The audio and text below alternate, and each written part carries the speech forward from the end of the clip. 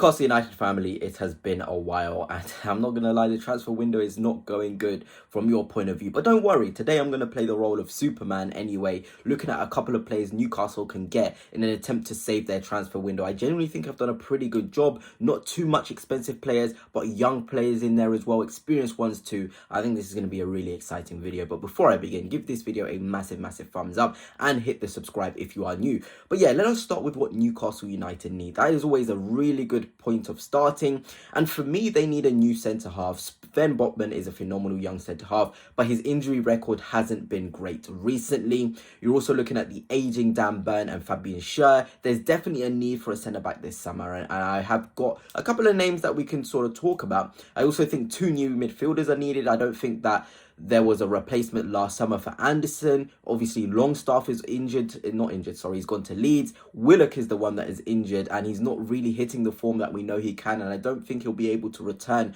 to the very best version of himself, which is a massive shame. So two new midfielders of differing profiles is certainly needed, and I also feel like two new strikers to replace Alexander Isak, because ultimately, you may say what you want to say about him, but he's quality. You need two players to be able to fill his void to a certain extent. But let's just get straight into it, and we'll talk about centre halves firstly. And I want to note, Newcastle United definitely need a centre back who can play left centre half and right centre half, so both on the left and the right, and be comfortable. There's certain names that I won't talk about, like Mark Gahey, because I think that's pretty obvious. I don't really need to be going into more depth talking about him. And Scalvini is great as well, but I wouldn't really have him on this list because Newcastle need here and now players who can come and slot straight in. But let's first talk about this guy, Nathan Collins, 25 years old. I think he's a phenomenal centre half. I put it on my Twitter at TM Talksport talking about him because he genuinely has such good fundamentals for a centre half. Genuinely, this guy is so good. And basically, here is some of his FBref model. Just look at that. This is against other centre halves across the top 5 leagues. This is so impressive.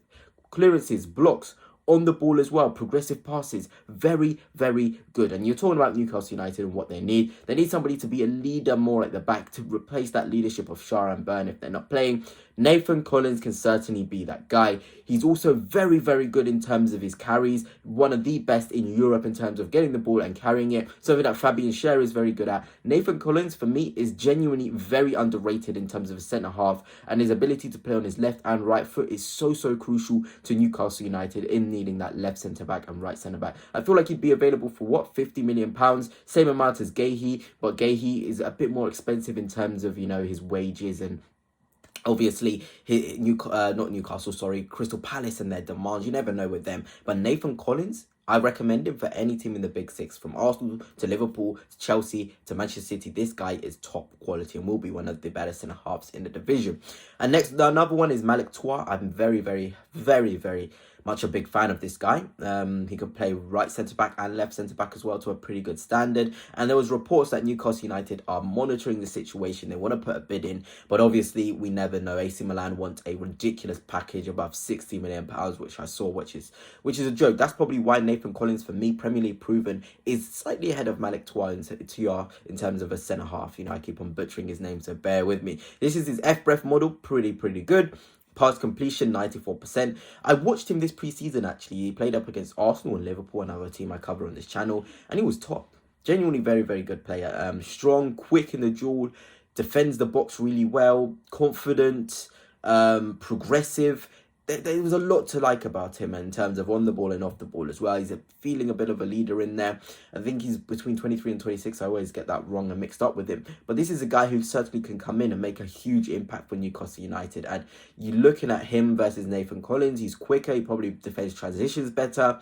If Eddie Howe wants to play that sort of game of a higher line this season, he'd be suiting that. There's certain things that Malik Tua is very good at, and I'm a big fan of him as a profile and as a player.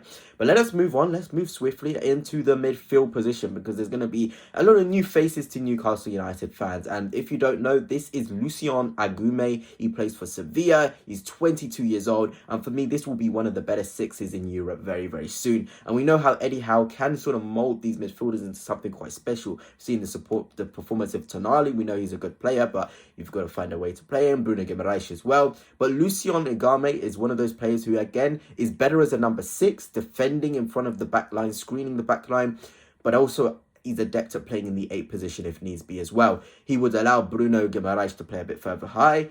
Same with Tonali. He can be the one in the further high positions, but he's more of a Joe Linton sort of, I don't want to say replacement because Newcastle United fans hate when I say that, but a Joe Linton alternative in terms of a younger Joe Linton, in terms of his energy, his on-the-ball stuff. He likes to go on the turn. He's very, very impressive. Whenever I watch Lucien Agume, I'm very impressed. And if you didn't know, he has a £23 million release clause. So genuinely, this is a guy you want to get and snatch now because he'll be in the top 5 leagues very, very soon.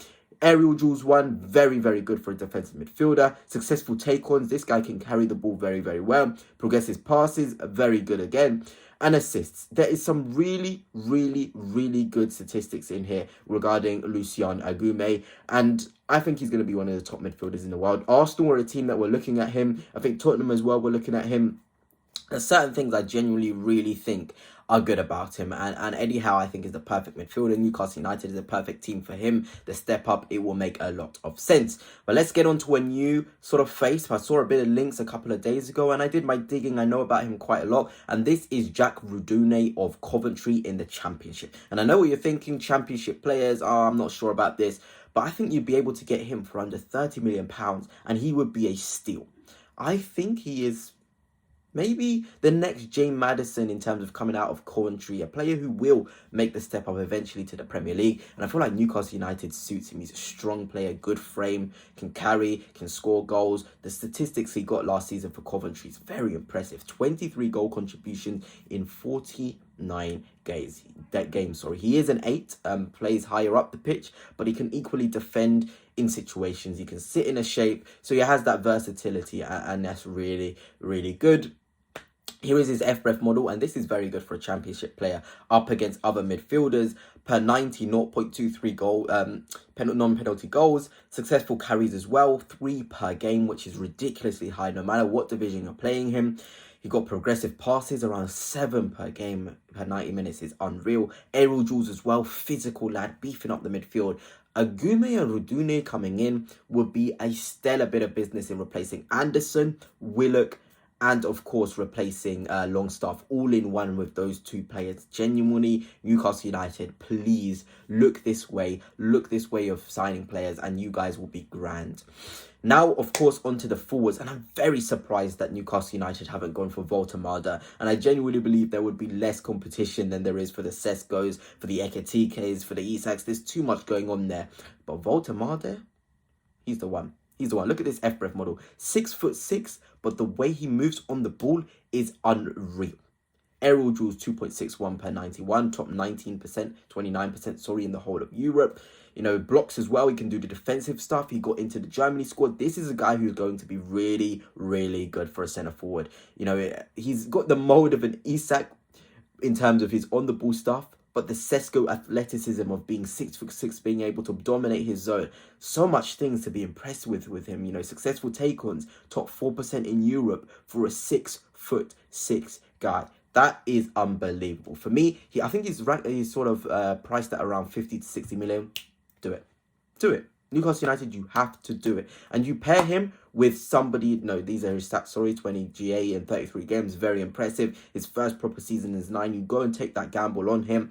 But pair him with a Wissa. And I see a lot of reports that Wissa doesn't want to come. He wants to come to Newcastle. Brentford are blocking it. The price is stumbling. But get Wissa and Voltemada and Newcastle United, you are set. And I know Nicholas Jackson links are there. He's not bad. But for 80 million Jackson, when you can get Voltemada for 50, 60, Wissa for about 40, 100 million, that's only 20 million more than getting Nicholas Jackson on his own. This would be very good for Champions League football. I don't even think I need to talk about Wissa too much in depth in terms of his statistics. But anyway, that's it for now. Hope you have enjoyed my mini rebuild of Newcastle United. But until next time, peace.